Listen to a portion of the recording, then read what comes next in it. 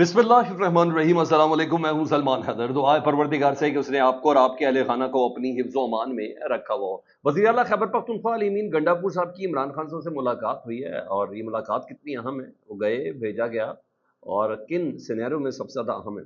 कुछ डिटेल्स हैं मेरे पास, उसकी तफसील मैं व्लॉग के आखिर में आपके साथ शेयर करता हूँ। लेकिन उससे पहले कुछ बहुत बड़ी हैपनिंग हुई, वो आपके साथ शेयर करना ज़रूरी है। इमरान खान साहब की आज फिर गुफ्तगू हुई है सहाफ़ियों से जेल में। सबसे पहले मैं ज़रा उन्हीं के पॉइंट्स को कुछ ज़रा हाईलाइट कर दूँ जिसमें नए DGISI सब से मुतल्लिक उनका क्या मानना है और उनकी तैनाती से मुतल्लिक उनका क्या मानना है, काजी फाइज़ साहब से मुतल्लिक उनका क्या स्टांस है।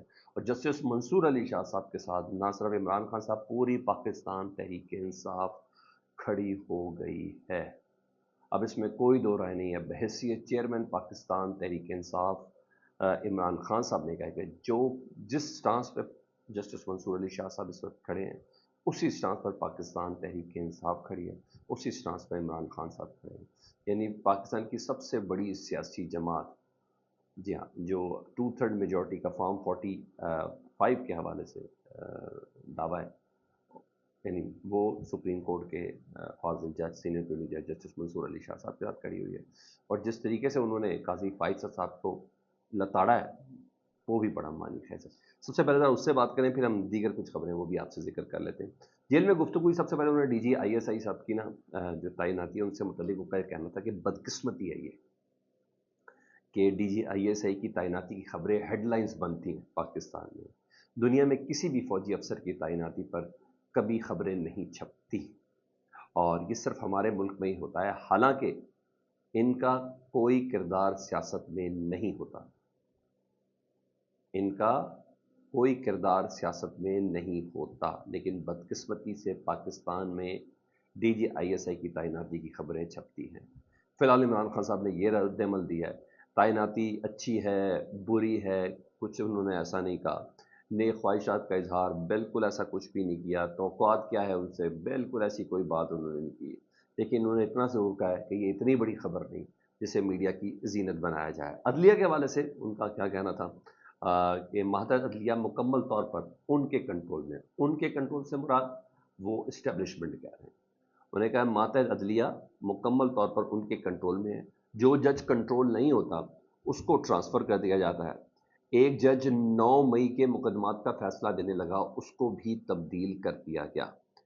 बेसिकली इमरान खान साहब के सेशन कोर्ट और ATC कोर्ट वगैरह, स्पेशली लाहौर के और मुल्तान वगैरह के और सरगोदा वगैरह के जजेस से मुतलिक बता रहे हैं, जिनकी ट्रांसफ़र कर दी गई। ये बिल्कुल मुकदमात सुन भी रहे थे और ज़मानतें भी कंफर्म कर रहे थे। वो कहते हैं कि ज़बरदस्त जजेस रास्ते में आए थे।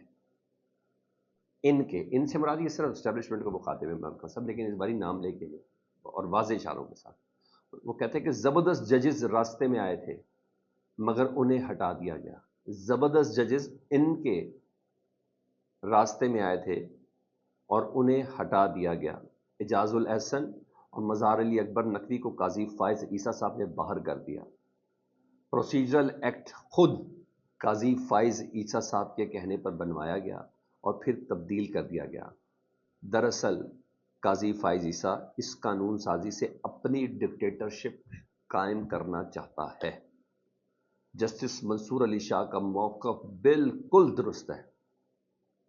मतलब इमरान खान साहब ने जस्टिस मंसूर अली शाह साहब के साथ मुकम्मल तौर पर खड़े होने का और पूरी पार्टी को भी वाज़ेह तौर पर इन इधर सोशल मीडिया, इधर पार्टी के जितने वर्कर्स हैं उन तमाम को कह दिया।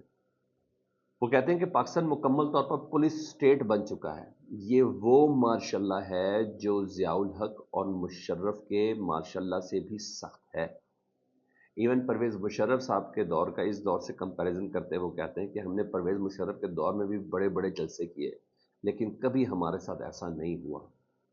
मखसूस नशिस्तों के फैसले से मुतल्लिक उनका ये कहना था कि फैसले से सब वाज़ेह हो गया है। यानी जो कल 8 रुकनी बेंच ने, यानी 8 सीनियर 3 जजेस ने फुल कोर्ट का जो तफसीली फ़ैसला मखसूस नशिस्तों को जारी किया, उन्होंने कहा इस फैसले से वाज़ेह हो गया है कि चीफ इलेक्शन कमिश्नर जानिबदार अंपायर ही नहीं, यानी सिर्फ जानिबदार अंपायर ही नहीं, बल्कि उनकी टीम का, ठीक है, ان کی ٹیم کا اوپنر بلے باز بھی ہے. رہی بات قاضی فائزہ صاحب کی، وہ دوسرے بلے باز ہیں. اچھا پھر یہ اسٹیبلشمنٹ سے متعلق ہی کہہ رہے ہیں. پہلے بلے باز اسٹیبلشمنٹ کے وہ کہہ رہے ہیں چیف الیکشن کمشنر سکندر سلطان راجہ، دوسرے وہ کہہ رہے ہیں امپائر، ہمیشہ وہ یہی کہتے ہیں سارے امپائر ملا کے بھی، تو دوسرے وہ قاضی فائزہ صاحب کو کہہ رہے ہیں. انہوں نے کہا ان کی تمام حرکات مفادات کا ٹکراؤ ہیں. یہ چاہتے ہیں کہ انہیں 2/3 اکثریت اور امپائروں کو توسیع ملے. یہ چاہتے ہیں کہ انہیں 2/3 اکثریت اور امپائروں کو توسیع ملے. یعنی خان صاحب بتانا چاہ رہے ہیں کہ سارا رولا نا ایکسٹینشنز کا رولا ہے، گیو اینڈ ٹیک ہے نا، ایکسٹینشنز کا رولا ہے.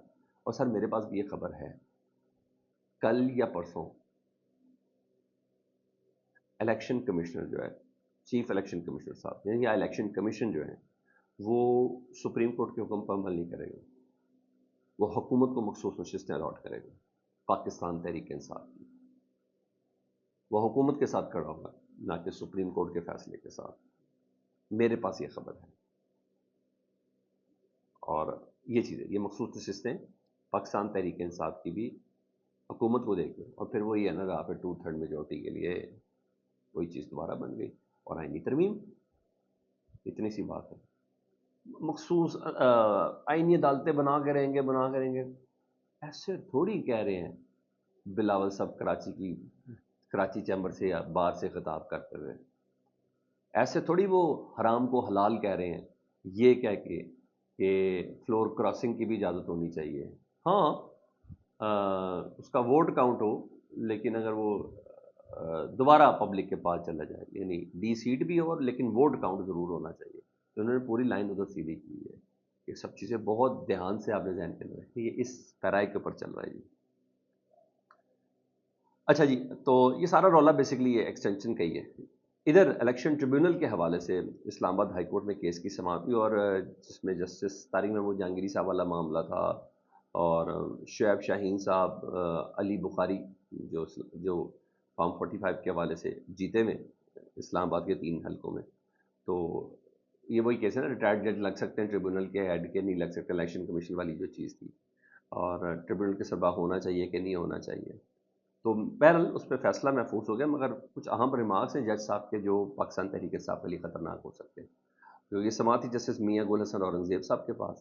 تو وہ سماعت کرے تو انہوں نے فیصلہ محفوظ کرنے سے پہلے انہوں نے کہا الیکشن ٹریبیونل تو شروع دن سے ریٹائرڈ ججز پر مشتمل ہونا چاہیے تھا. مجھے یاد ہے کہ ماضی میں ریٹائرڈ ججز نے الیکشن ٹریبیونل پر فیصلے بہترین دیے. اگر مجھے، یعنی میں حاضر سروس جج ہوں، اگر مجھے الیکشن ٹریبیونل کا جج بنایا جائے تو میں سر پکڑ لوں گا. فیصلہ محفوظ ہونے سے پہلے انہوں نے بات کی. اس کے علاوہ شعیب شاہین صاحب وغیرہ کو انہوں نے کہا کہ آپ کی اپیلوں میں تو رجسٹرار آفس کو اعتراض ہے کہ اپیلیں قابل سماعت نہیں. تو تب شعیب شاہین صاحب نے کہا کہ ہم آپ کو مطمئن کریں گے انٹرا کورٹ اپیل کے حوالے سے، آپ کو قائل کریں گے. اور رہی بات آپ جو کہہ رہے ہیں کہ ماضی میں ریٹائرڈ ججز اپیلیں سنتے تھے، انہوں نے کہا ماضی کی نیتیں بہت صاف تھیں، اب نیتیں صاف نہیں ہیں. جج ادھر ٹریبیونل کا ہیڈ ریکارڈ جمع کرانے کا کہا جاتا ہے تو الیکشن ٹریبیونل ہی تبدیل کر دیا جاتا ہے.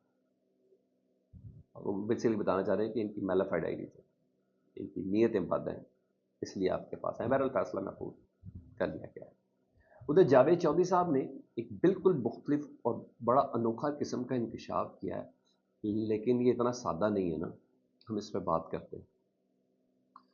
جاوید چودھری صاحب کہتے ہیں کہ سابق ڈی جی آئی ایس آئی، ابھی 30 کے بعد اس سابق ہو گئے، انہوں نے کہا D G I S I general Nadeem Anjum کو انہوں نے سب سے پہلے خراج تحسین پیش کیا جاوید چودھری صاحب نے. وہ کہتے ہیں کہ سابق صدر عارف علوی صاحب نے جنرل ندیم اجم کو کہا تھا کہ اگر آپ ہمیں سپورٹ کریں تو ہم آپ کو آرمی چیف بنا دیں گے، لیکن انہوں نے آفر ہنس کر ٹھکرا دی.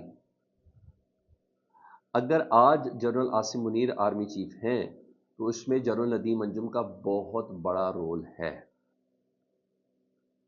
یہ خبر پلیس ہے جی جاوید چودھری صاحب کی وجہ سے کہ جو موجودہ ڈی جے آئی ایس آئی ہیں ان کو عارف علوی صاحب نے آرمی چیف بنانے کی آفر کی تھی کہ آپ ہمارا ساتھ دیں، لیکن انہوں نے آفر کو ہنس کے ٹھکرا دیا. اور اگر آج جنرل عاصم منیر صاحب آرمی چیف ہیں تو اس کے اندر بہت بڑا رول جنرل ندیم انجم صاحب کا ہے، کیونکہ انہوں نے کوئی آفر قبول نہیں کی، ہر طرف سے پریشر بھی برداشت کیا. اب یہ بیسیکلی کیا ہو رہا ہے میں آپ کو بتاتا ہوں.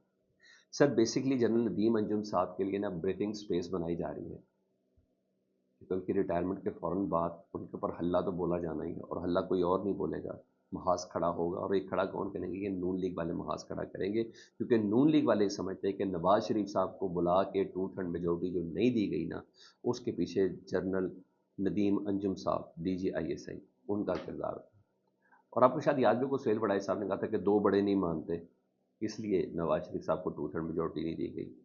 تو یہ اس لیے بھی گراؤنڈ بنائی جا رہی ہے کہ کیونکہ وہ تو 2 سال بول نہیں سکیں گے، تو اس سے پہلے پہلے ذرا ان کے لیے گراؤنڈ بنا دی جائے کہ بھائی ان کا بڑا احسان ہے، ان کو تو آرمی چیف بننے کی بھی آفر تھی۔ یہ بیسکلی اس وجہ سے یہ چیزیں ہو رہی ہیں۔ رہی بات علی امین گنڈا پور صاحب کی ملاقات کی، کوئی شک نہیں وہ بڑی اہم ملاقات ہے۔